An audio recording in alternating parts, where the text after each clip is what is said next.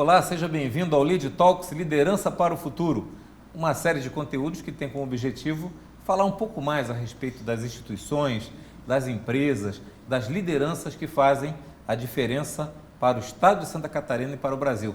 As lideranças que impactam positivamente o mercado e a sociedade. O nosso tema de hoje não poderia ser mais estratégico. Vamos falar de educação, que aliás é pilar do LEAD. O LEAD tem uma vertical e um movimento chamado Educação para o Futuro, um movimento em parceria com uma série de instituições, especialistas, empresários e que tem como objetivo fazer com que essa pauta se torne absolutamente prioritária na tomada de decisão das instâncias de poder público, mas também na vida, no cotidiano das empresas. 10 em cada 10 empresários reclamam da falta de mão de obra especializada ou da falta de talentos com perfil para a educação da nova economia, mas pouco também tem sido feito do ponto de vista empresarial em forma de iniciativas concretas para apoiar este desenvolvimento. Para nossa satisfação, temos a honra de receber hoje a nova presidente do sistema ACAF, que reúne as principais instituições de ensino em nível superior do estado de Santa Catarina. Estamos falando da excelentíssima, magnífica reitora Márcia Sardá, ela que também é reitora da Universidade Regional de Blumenau, a FURB, e que agora assume um novo desafio ao presidir o sistema ACAF para todo o estado de Santa Catarina. Magnífica reitora Márcia Sardá, muito obrigado por sua presença aqui no Lead Talks. Para nós o tema educação é algo que a gente trata com especial carinho e eu queria começar para nivelar com o nosso público o conhecimento, que falasse um pouquinho mais sobre o que é o sistema ACAF, qual é o objetivo desse movimento institucional e lhe desejar um agradecimento muito grande de estar aqui conosco. Seja super bem-vindo. Obrigada, é um prazer também estar aqui com vocês e falar da ACAF. Nós falamos sempre que o sistema ACAF é uma preciosidade que Santa Catarina tem. Historiando um pouco, né, na década de 60, num movimento de expansão e desenvolvimento do governo do estado, eles decidiram que o ensino superior seria um movimento importante para a formação de jovens para o desenvolvimento então do estado. E com isso criaram o modelo das fundações educacionais. Então essas fundações educacionais, a primeira do interior foi a FURB, a qual eu sou a reitora. Nós tínhamos só a UFSC na época como universidade em Santa Catarina. A FURB foi criada, então, como a primeira nesse modelo em 1964. No mesmo ano já foram criados a Univale, a Unisul e outras, e assim, então, por diante. Nesse modelo, então, são criadas fundações municipais de educação superior, criadas pela comunidade, de fato, né? Então, todo um movimento da indústria, da população, dos trabalhadores, para a criação desse ensino superior no interior. E esse movimento, de fato, fez com que Santa Catarina se tornasse um estado diferente. Tem vários estudos que mostram que se não houvessem essas instituições, hoje Florianópolis já teria mais de 1 milhão de habitantes. E então, você levar o ensino superior para o interior faz com que o jovem fique lá e desenvolva a região. Então, hoje nós temos 14 instituições de ensino ligadas ao sistema ACAF dentro desse modelo que nós chamamos universidades comunitárias. Então, dentro do MEC, nós temos 3 modelos de instituições quando você é cadastrado.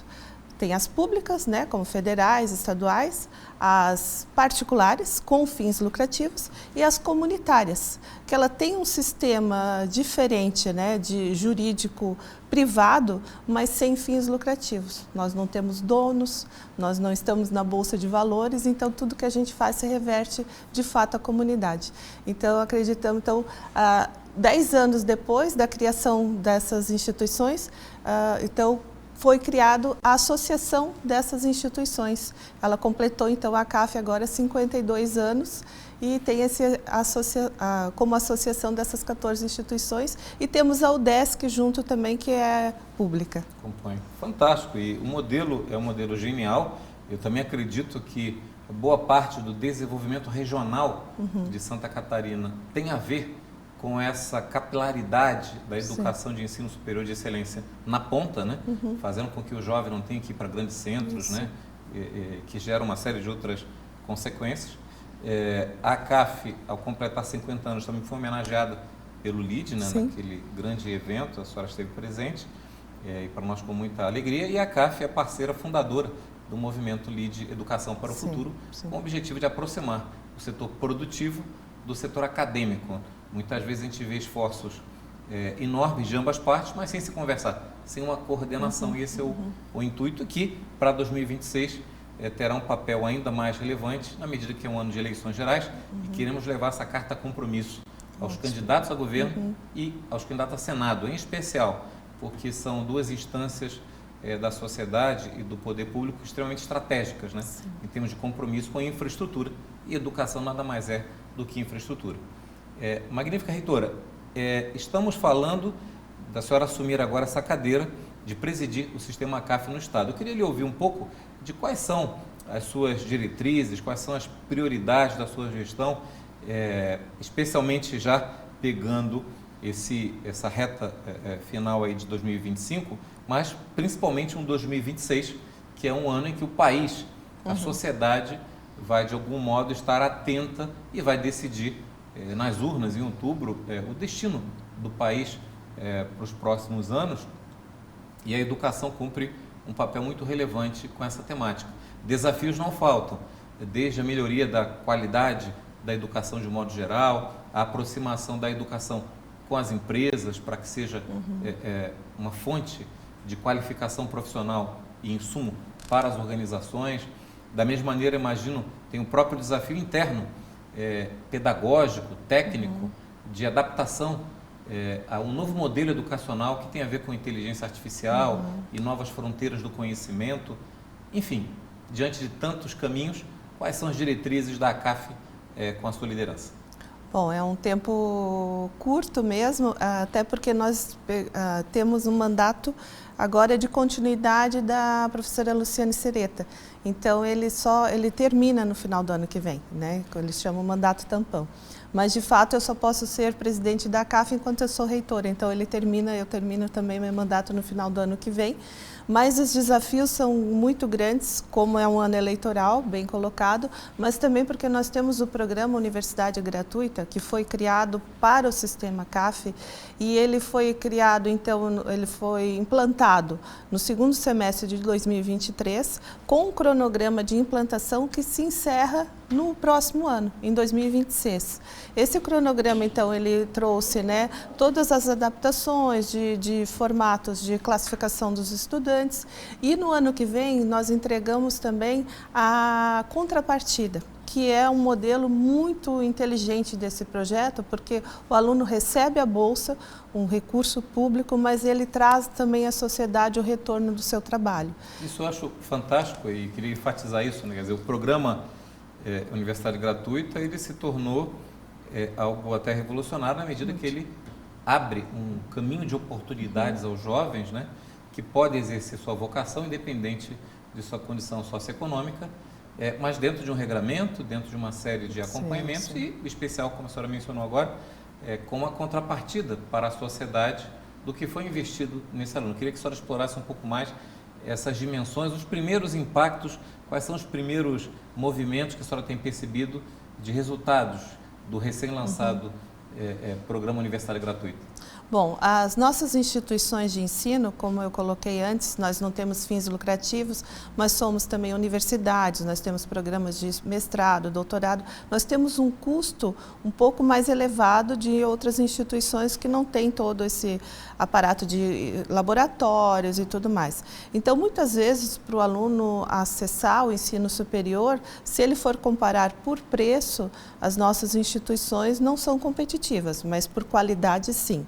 Nós temos uma qualidade excepcional, né, na formação, na pesquisa, no que nós entregamos à comunidade. Então, nós sempre tivemos uma luta de buscar formas de que todos os jovens tivessem acesso às nossas instituições. Então, a Bolsa Universidade Gratuita veio desse entendimento do governo, né, de dar atenção ao modelo do sistema CAF, que foi tão transformador para o Estado, estão proporcionando essa bolsa ao estudante, que ele tem, a partir do momento que ele é selecionado, 100% da sua mensalidade até o final do curso, atendendo aos critérios todos colocados. E é uma tranquilidade para o estudante, porque antes nós tínhamos outras bolsas, como o Unedu, mas ele concorria todo semestre. Um semestre ele ganhava 50%, no outro 20%, então era uma insegurança também. Assim, o aluno foca no que ele quer estudar de fato e sempre é colocado ao que ele tem o sonho de fazer e não o que ele pode pagar. E desde 2023, quando foi implantado, nós já vimos a mudança dentro das nossas instituições, recebendo mesmo esse jovem que antes não se via dentro da instituição. E isso, de fato, se transforma num modelo. A gente acredita muito na mobilidade social que a educação traz. Então, a mobilidade de você ter uma profissão, de você poder desenvolver ali a tua região. Muitas vezes, muitas famílias, é o primeiro da família que chega ao ensino superior. Então, é um movimento, de fato, transformador. E dentro disso, se ele recebe 100% da mensalidade dentro do programa, então, no final da sua graduação, depois de formado, ele entrega à comunidade, através do serviço dentro da área que ele se formou, a cada mês que ele ganhou a bolsa, 20 horas de serviço. Então, isso agora nós temos que trabalhar muito também para implantar isso, porque cabe às instituições fazer os convênios, tem que ser dentro de instituições públicas ou sem fins lucrativos. Então, isso é um foco que nós vamos ter agora na nossa gestão, eu e o professor Ricardo, que é o reitor da UNOESC, lá de Joaçaba, que é o vice-presidente da ACAF. E também nós temos, assim, dentro da ACAF, câmaras muito qualificadas, câmaras de pesquisa, de internacionalização. Então, estamos trabalhando também no movimento de integração mais das ações dentro das instituições. Fantástico. Não, essa sua fala de que o sonho não seja o que eu posso pagar, mas sim qual é a minha vocação, qual é o meu caminho, é transformador. Isso chega a ser realmente emocionante. Parabéns pelo trabalho. E eu queria lhe ouvir, então, reitora, as experiências internacionais, agora eu estou falando um pouco mais de relação da academia com as empresas, né? Mas as principais universidades do mundo, e a gente já comentou sobre isso, eu queria que a senhora explorasse essa ideia, elas têm como fonte de receita, as universidades, mesmo privadas de excelência, como MIT, Stanford, Harvard, universidades de Israel, a produção de inovação, ou seja, professor, pesquisador e aluno desenvolvem inovações que as empresas adotam, a indústria abraça e muitas vezes o próprio governo, e ao comercializar essa solução, eles devolvem em forma de royalties aquelas patentes geradas pela universidade. Os números são extraordinários, quase 1/3, 30% das receitas dessas universidades vem disso, e não de mensalidades ou outras origens. E uma outra parcela importante de fonte de receita para as melhores universidades do mundo tem sido o chamado endowment, que é o ex-aluno que se tornou bem-sucedido, empresário, industrial, e que se sente devedor de como aquela instituição de ensino foi importante na sua vida, e ele devolve, financiando, apoiando, patrocinando o laboratório do seu curso de origem, muitas vezes em forma de fundo de investimento. No Brasil temos alguns poucos exemplos, um deles é o Fundo Catarina, que é mantido por investimentos, por exemplo, do Décio Silva, da VEG, ex-aluno de engenharia da Universidade Federal, e esse fundo ele recebe esse recurso dos empresários, aplica no mercado financeiro e uma parte do resultado adicional que é gerado é voltado para financiar pesquisa, laboratórios, inovação, gerando um círculo virtuoso, né? Então, eu queria lhe ouvir um pouco como a senhora imagina ser possível a gente adaptar ou se inspirar em experiências como essa para que a Universidade Catarinense fique mais perto do setor produtivo e também, ao contrário, que ex-alunos egressos de sistemas como o Sistema Comunitário, a CAF, possam também, de algum modo, voltar e devolver, entre aspas, fazer esse win-back, né? Do que a sociedade lhe proporcionou, por exemplo, se comprometendo a absorver um número X de mão de obra ou abrindo oportunidades para alunos dos cursos que ele mesmo frequentou. Enfim, como a senhora imagina essa possibilidade de estarmos mais perto, empresas e universidades? De fato, exploramos pouco esses modelos, né? Porque nós temos tantos egressos de sucesso, né, das nossas instituições, e nós não temos muito esse modelo, né, de retorno, mas temos caminhado, acredito, muito bem em entender que, e eu acho que essas universidades comunitárias, como elas têm esse modelo muito de envolvimento com a comunidade, com seus problemas, não só sociais, mas também econômicos, nós temos falado muito que não cabe mais às universidades as pesquisas que a gente fala de gaveta. Aquelas que dão indicadores, né, para os programas e vão para revistas indexadas, mas às vezes não está resolvendo o problema local. Então, perfeito, as universidades têm entendido isso. Acredito que a implantação dos centros de inovação estrategicamente colocados em cada região, as universidades estão conectados a eles e eles têm trazido uma série de modelos de inovação, de oportunidades, de networks. E também agora a própria FAPESC, que hoje ela cresceu muito no investimento, as pesquisas aqui de Santa Catarina, as universidades estão sendo muito bem atendidas. Por exemplo, um modelo agora são os editais que nós participamos de Multilab, que são investimentos em laboratórios que possam estar conectados a problemas locais.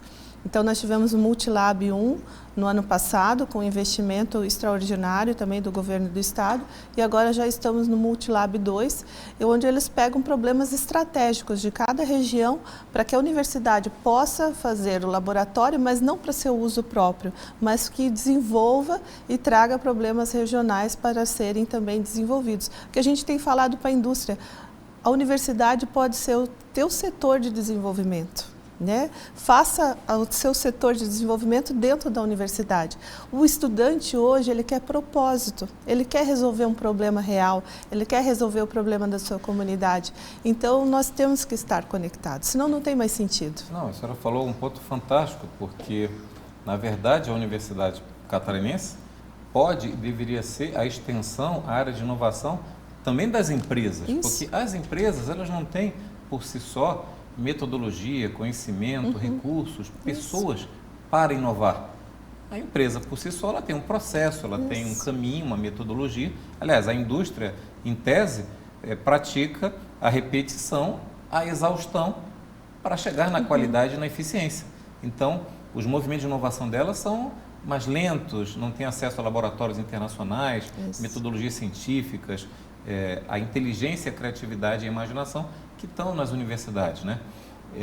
A senhora colocando lá, eu tive a oportunidade de fazer uma especialização na Universidade de Ohio, nos Estados Unidos, e um outro momento na Universidade de Cambridge, na Inglaterra. O que mais me chamou a atenção nos dois lugares?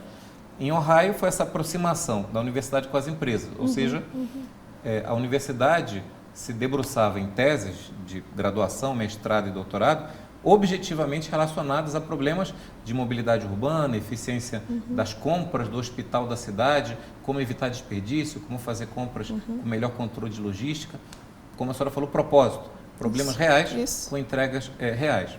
E do ponto de vista, também o que mais me chamou a atenção foi da honraria que era para os empresários se tornarem nomes de biblioteca, nomes de laboratórios, porque eles tinham orgulho e prazer de devolver financeiramente um pouco do que eles receberam graças ao conhecimento científico.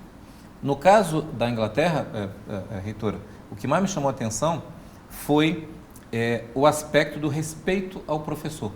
Na Universidade de Cambridge, por exemplo, eu não sabia disso, várias pessoas, estudantes, servidores, enfim, várias pessoas circulando naturalmente por todo o campus universitário, mas lá no gramado eu observava que o gramado inteiro, extenso, tinha 1, 2, 3 pessoas apenas.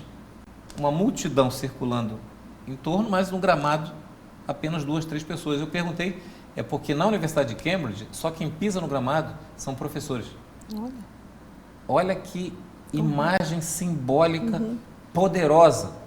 Um professor na Universidade de Cambridge, a universidade que deu ao mundo Isaac Newton, por exemplo, uma universidade que teve mais prêmio Nobel do que muitos países, ser professor é uma distinção que só ele merece pisar no gramado.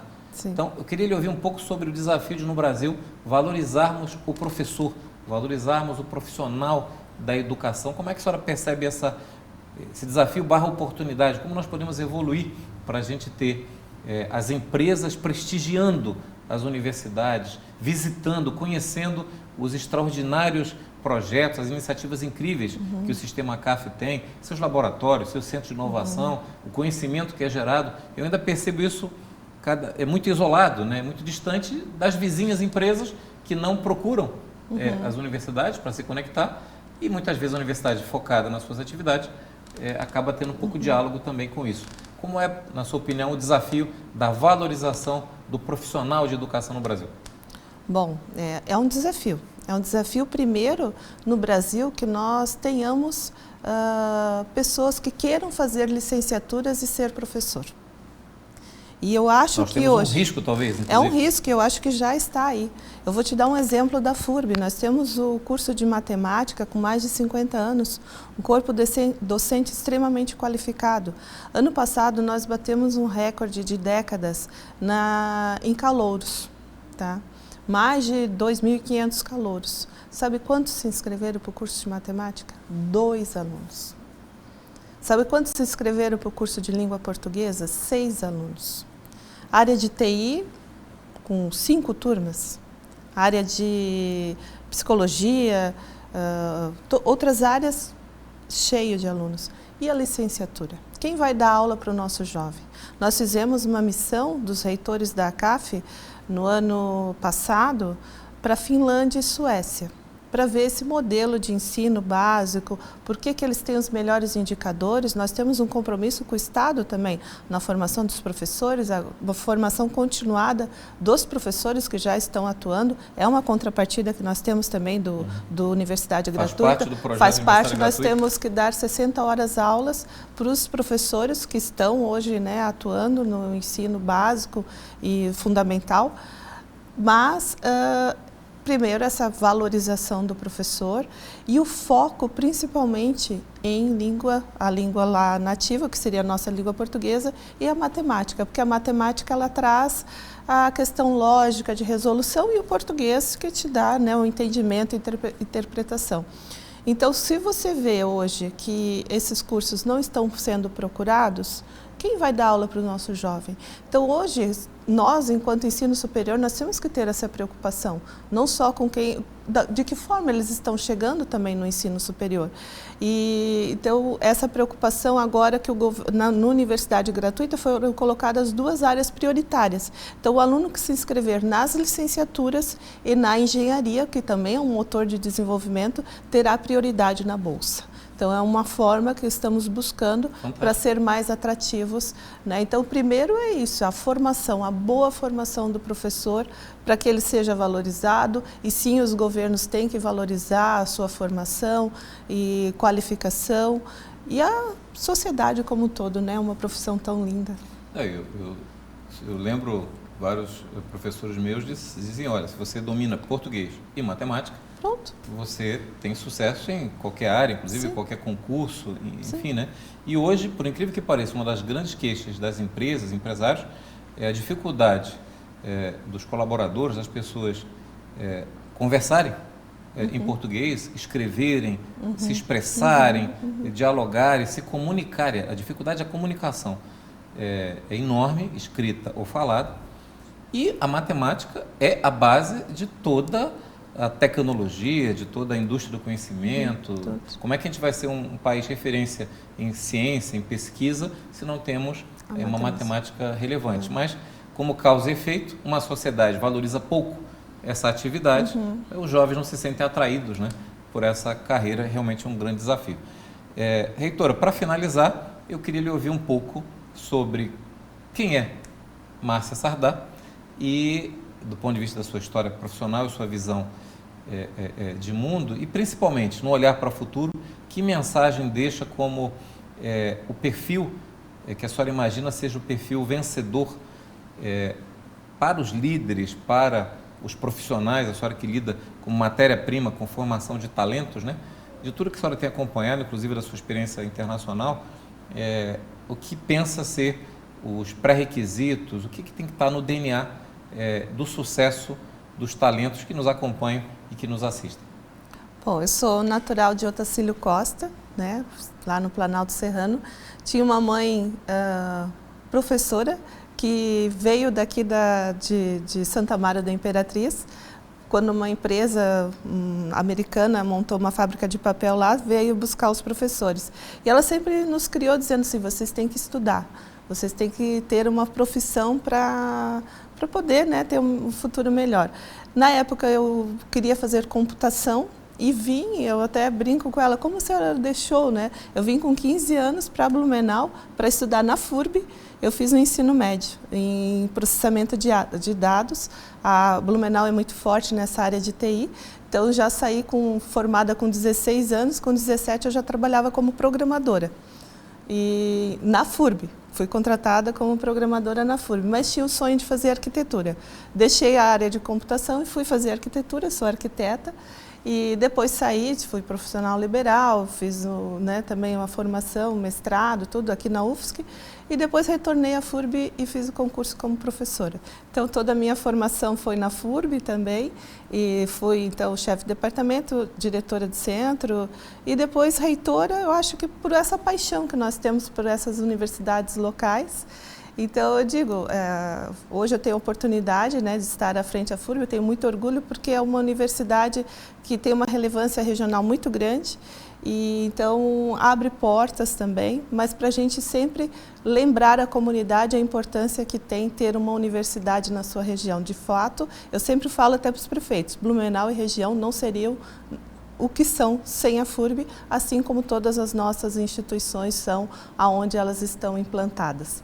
E eu acredito muito na educação, então eu acredito sim que a educação transforma e que traz de fato uma mobilidade social e o meu conselho é isso, né? Estudar, ser curioso, estar conectado para que você possa então não só transformar a sua vida, mas de toda a comunidade. Isso não mudou, né? Não muda. Fantástico, tivemos o prazer de ouvir sobre educação para o futuro e como isso é fundamental, estratégico para a nossa sociedade. A magnífica reitora Márcia Sardá, à frente da Universidade Regional de Blumenau, a FURB, e agora também presidente do sistema ACAF, que reúne as instituições de ensino superior do estado de Santa Catarina em um modelo único, chamado de comunitário, que consegue prover a possibilidade de inclusão e de regionalização, e agora com o desafio e a oportunidade do programa Universidade Gratuita. Acompanhe esse conteúdo do Lead Talks em todas as plataformas do Sistema Lead e também do Sistema Catarinense de Comunicação. Nos encontramos no próximo Lead Talks Liderança para o Futuro.